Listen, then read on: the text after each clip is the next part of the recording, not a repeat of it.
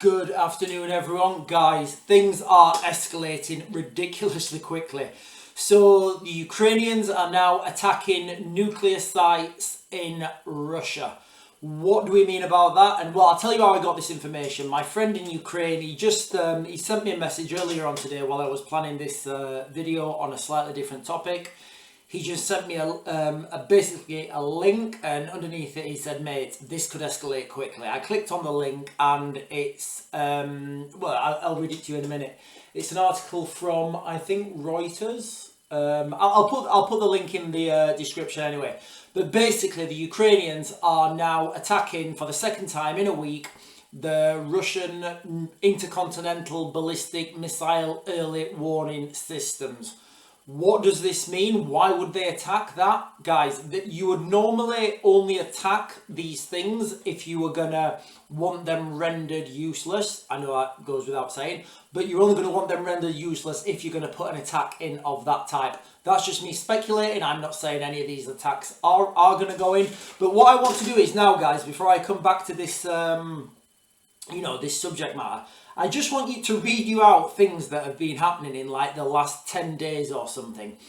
And who was I talking to? I was at an event a couple of days ago, and one of the guys I was talking to, he mentioned this. He said, imagine if you was watching, when you like watch the beginning of a doomsday film, and it's got the it's got the news playing, so the audience can catch up to what's been happening, and it's got the news articles playing as the opening credits or whatever come on.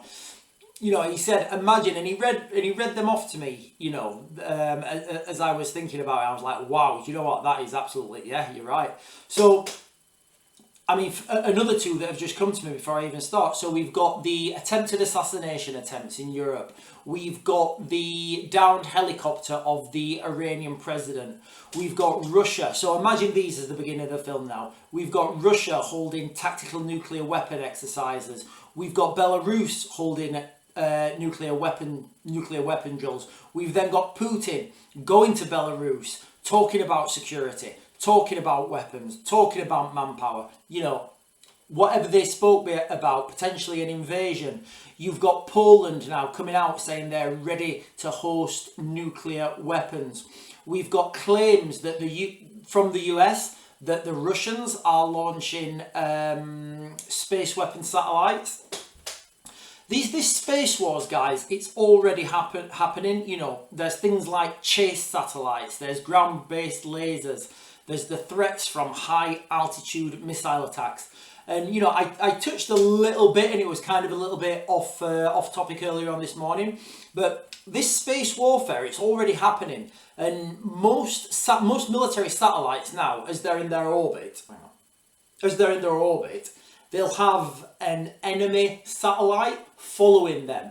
That enemy satellite that's following them will be giving, will be trying to get as much information of it as it can. And also, a worst case scenario, that chase satellite can just smash into it and destroy it. So up there at the moment, we really do have space warfare. I guess it's like a space Cold War, but the reality is we don't see it down here on Earth. What I will say though is key to, and the reason everybody's concentrating and looking, and there's a lot at the moment about space. Remember what we said about China, why I don't think China can attack Taiwan right now, because they don't have the space infrastructure, they don't have the capacity to guide their long to medium range missiles in. So until they've got that up and running, I don't feel an invasion's coming into Taiwan. That said, that doubles up to everything. If you can take people's satellites out, that takes their GPS out. That takes their GPS out, that takes their missiles out. So it's kind of a game of cat and mouse at the moment, in the skies. So I want to come back, guys, to the article I first started talking about. The Ukrainians targeting the Russian early warning systems.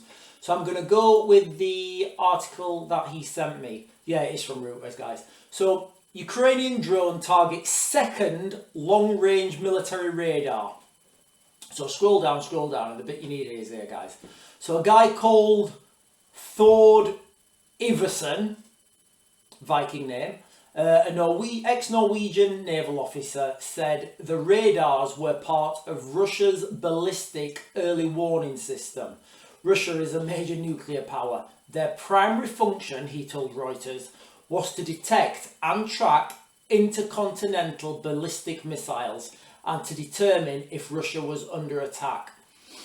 So think about that, guys, all right? If, for example, if we was in the UK right now, if all our communications went off, no phone service, no radio service, no internet, if it all went off, how would we know that London hadn't just received a nuclear attack? We wouldn't, and the reality is we wouldn't know.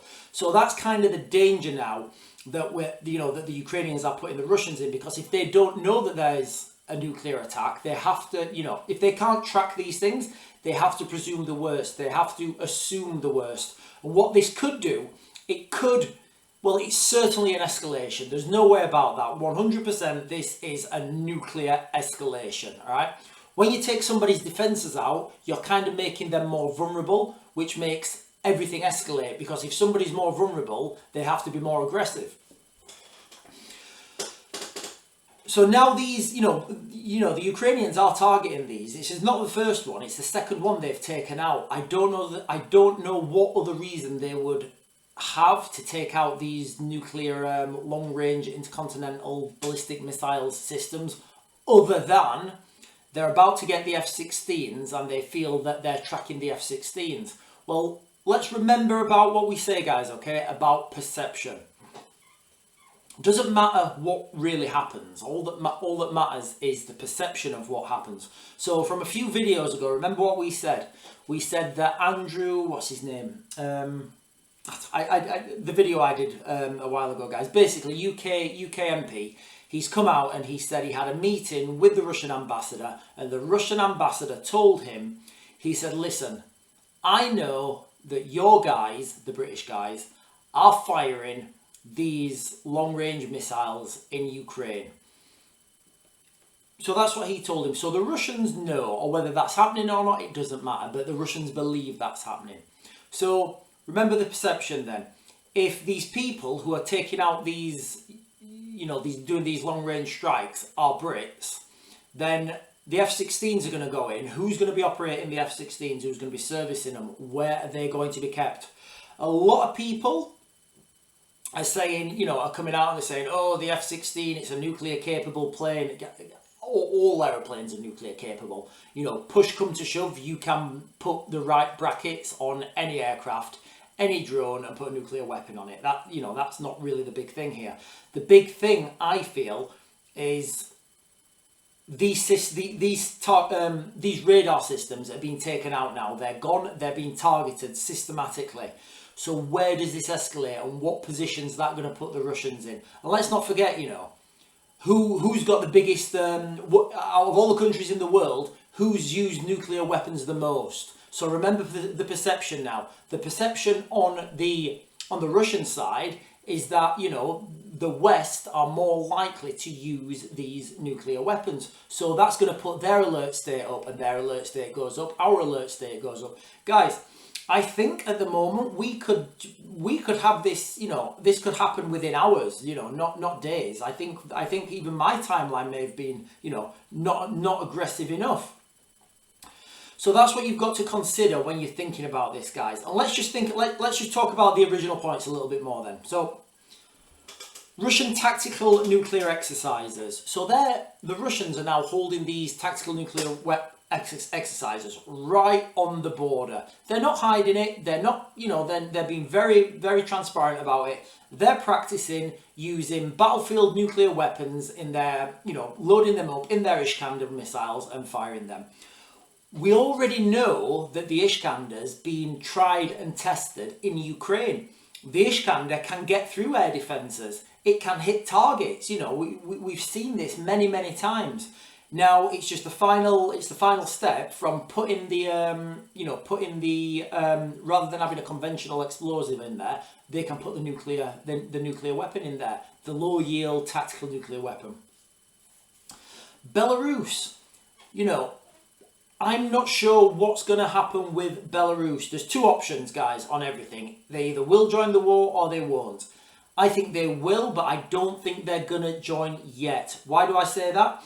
At the moment, Putin kind of has, he kind of has like plausible deniability with Belarus. So as long as Belarus are not entering the war, Putin can control that northern corridor of Ukraine. You know, Ukraine can't really fire into Belarus because they're not part of the war. But at some point, I feel, you know, the Belarusians have to get involved. You know, the writing's there on the wall, guys, all right? It's not, you know, there's nobody, I don't think anybody's under any illusion now. So then, after the Belarusians do their nuclear, so everybody's testing their nuclear weapons, and then Putin goes to visit, you know, Lukashenko in Belarus. And let's remember, normally when they have these big visits places, usually a huge escalation comes after it. And we're seeing this now in real time, and so many people are in denial. It's unbelievable. So whatever was said by Putin and Lukashenko, we don't know, but they were probably talking about things like, when Belarus is going to enter the war, are they just going to be a staging ground for Russian as a Russian stepping stone? Are they just going to be a financial partner? What are they going to do? What's their role going to be? And then we've got the Polish coming out. You know, the Polish saying that I think this was a while ago, but it's still relevant in this path. You know, Poland have come out and they've said, I think like a month ago or something, that they're ready to host nuclear weapons. Well, if they said it then and came out as public, that kind of means they've already had the thumbs up. And now, a month later, you can pretty much guarantee that Poland are hosting US nuclear weapons. Let's not forget, Poland, they've come out recently and they've said they want to shoot down missiles over Ukraine. And again, I did a video, I think yesterday, about that. You know, that is it's a huge moral dilemma.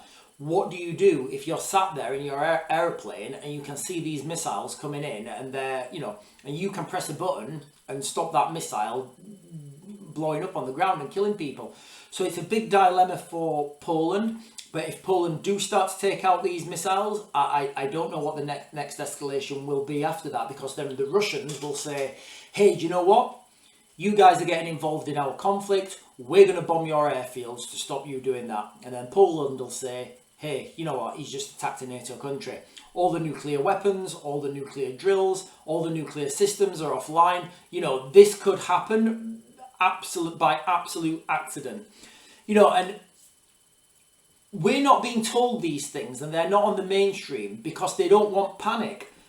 For those of you who know what happened in the Cold War, it was when, you know, basically Kennedy didn't want nuclear weapons. I'm going to cut this short. Kennedy basically did not want nuclear weapons in Cuba. The Russians said, we're sending nuclear weapons down. Khrushchev said, we're sending them down on ships. Kennedy said, right, I've put an embargo around Cuba. If you go any closer to this line, I'm going to blow your ships out the water. Khrushchev said, okay, you blow my ships out the water, we're going to send nuclear weapons over. Kennedy said, okay, let's go. Not one person in the public knew about this. This was all happening. I think in the UK it was the FA Cup final or something. This was all happening. Not one person in the UK had been told. Nobody had been told. And let's not forget, if the Russians, at the Cold War, if the Russians were to fire at America, that means they'd fire at the UK and all of their allies as well, because they know that the response would be coming.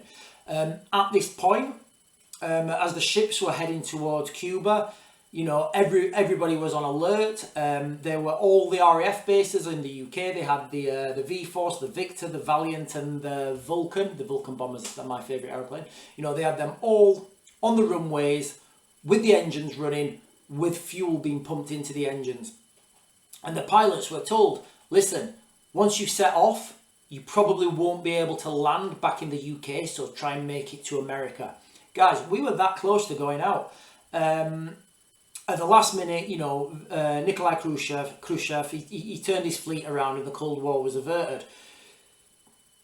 But nobody was told. That's the point I'm trying to get to, guys, all right? Nobody was told. We wasn't told anything was coming. Nobody knew, and it was only years later when this thing came out that we understand how close we actually were to, you know, somebody setting off. Because once, if these aircraft that have been, for example, if the British V-Force had been set off, That's Eastern Europe gone. I don't just mean a few little towns and cities. I mean Eastern Europe would be no more. And then the Americans were going to come over the Arctic and finish Russia off.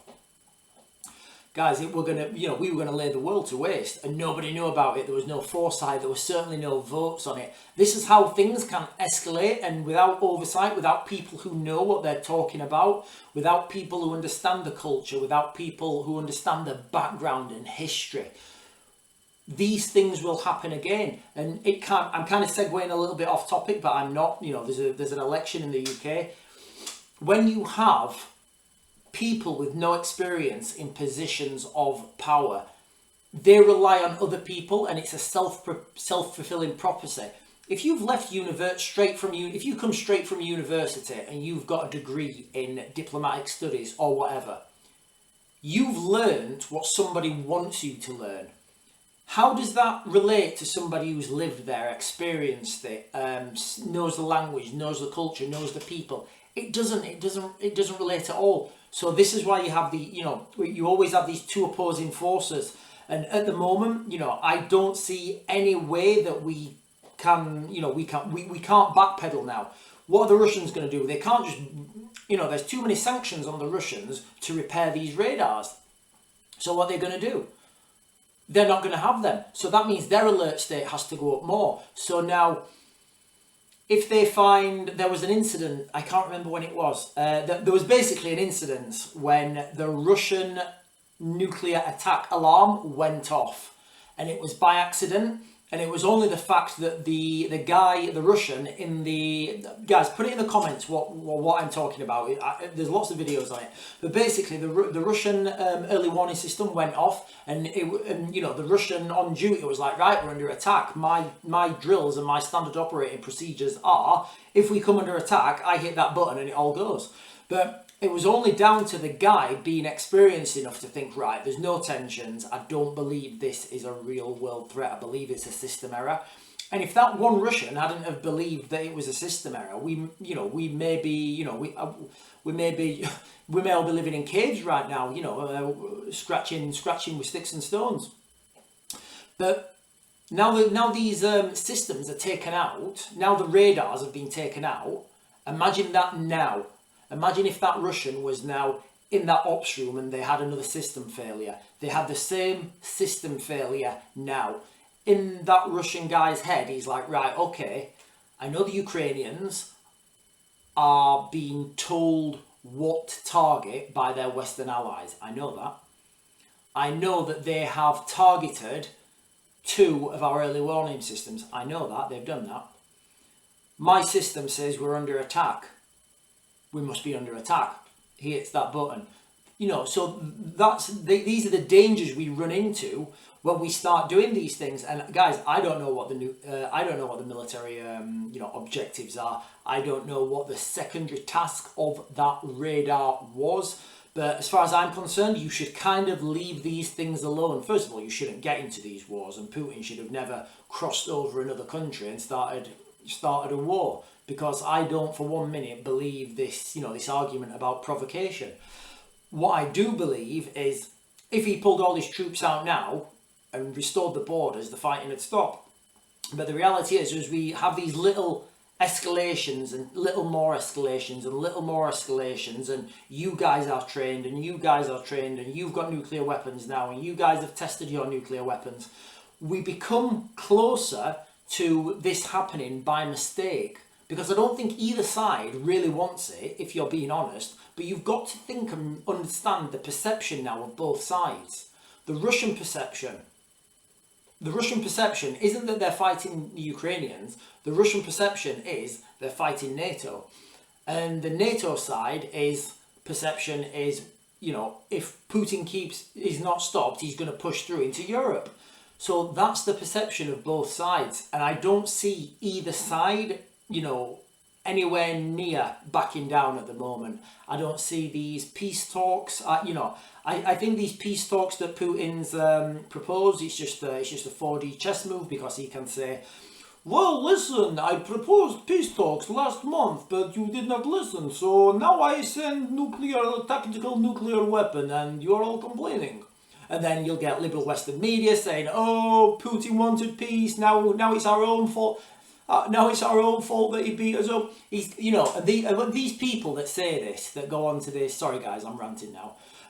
These people in liberal Western media who say things like, oh, Putin was provoked, oh, Putin asked for a ceasefire and we didn't give him one. They're kind of the same people who would get beat up off somebody for putting sweet corn on their pizza. They're kind of the self-loathing, self-hating people who've got no dignity, who've got no personal morals. You know, guys, you have to stand for something or you will fall for everything. And at the moment, we just are where we are. I've got no disrespect to anybody, but you know, we are literally at a stage now in our human experience where things are going to get a lot worse before they get better. I don't see any back down. I don't see any way, you know, I don't see any way that we can back down. I don't see things getting easier. I only see them getting worse, especially as the weather starts to change in Ukraine. The ground starts to harden up. It makes it a lot easier for tank movements. It makes it a lot easier for wheeled vehicles. Oh, there's a word for it. You know, it makes it a lot more for mobility operations. It makes it a lot easier for these, you know, maneuvers, these lightning strikes to happen, because at the moment it's kind of still boggy. If you want to move around in a tank, in a truck, it'll get bogged in if you go off road because Ukraine's got a high water table.